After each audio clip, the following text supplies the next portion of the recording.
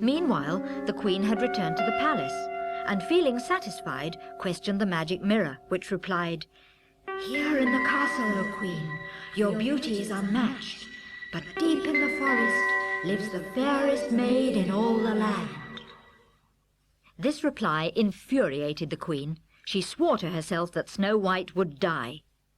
She withdrew into a secret room and prepared a potion of toad's legs and unicorn's nails, scorpion's tails, and rat's ears, which she boiled for hours. When it was ready, she took a beautiful red and green apple and dipped the red side into the potion. Then the queen dressed up as a beggar and set off for the dwarf's house. Along the way, she rubbed her hands in glee. Nobody would be able to survive such a potent poison. When she was in sight of the house, she started to shout, "Apples! Beautiful apples!" Snow White came up to the window and told her that she couldn't open the door because the 7 dwarfs had forbidden her to. But the witch did not give up. "That doesn't matter," she said. "I only want you to try one of my apples. They're delicious and don't cost anything." "Thank you," said Snow White, "but the dwarfs have forbidden me to accept anything from anyone." The old woman smiled. "Oh, 1 apple has never done anyone any harm," she said. "What are you afraid of? Are you afraid it might be poisoned? Look, to reassure you, I will also eat a bit." And she bit into the green part. Then she offered the red part to Snow White. "Courage, little girl. Can't you smell how sweet it is?" "What can I fear of such a good old woman?" Snow White thought, and took the apple. But as soon as she put the poisoned apple to her lips, she fell to the ground, dead. The evil stepmother was glowing from her victory.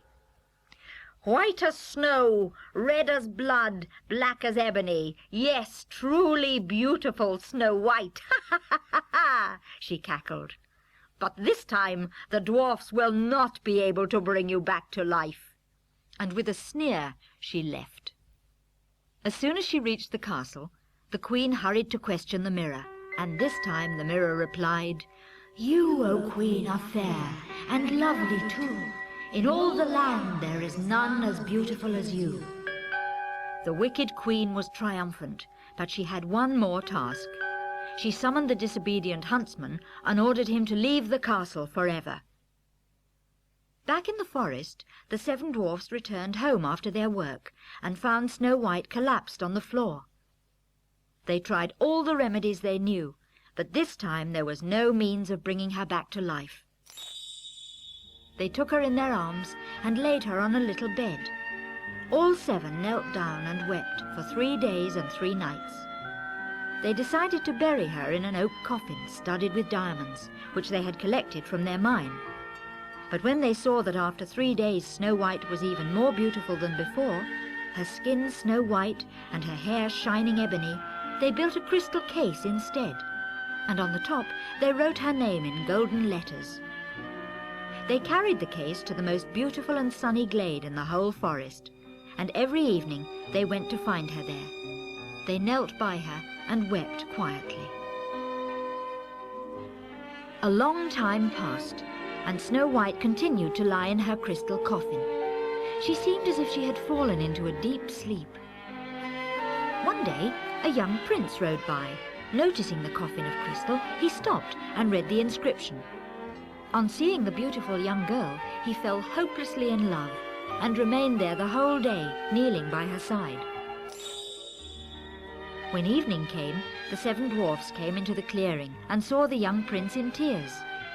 They told him that Snow White was the daughter of a king and that she had been poisoned by her evil stepmother. "I want to carry her away with me," said the prince. But the dwarfs wouldn't be separated from Snow White for anything in the world. "I beg you," pleaded the prince.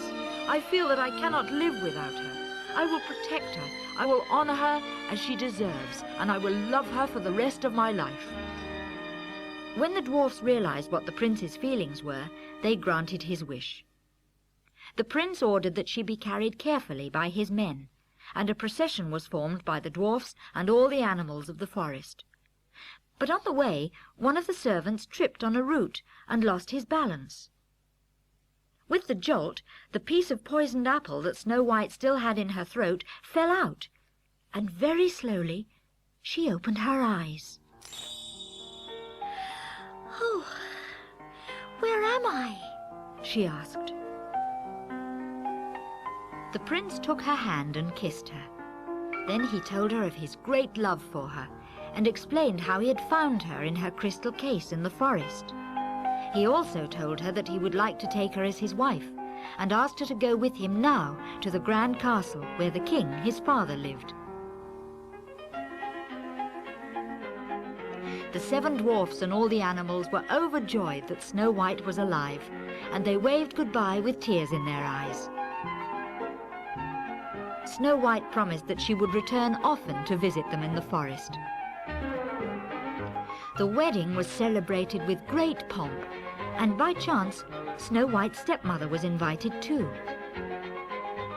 The moment she recognized the beautiful bride, she was so overcome by rage that she died on the spot. But Snow White and her prince lived happily ever after.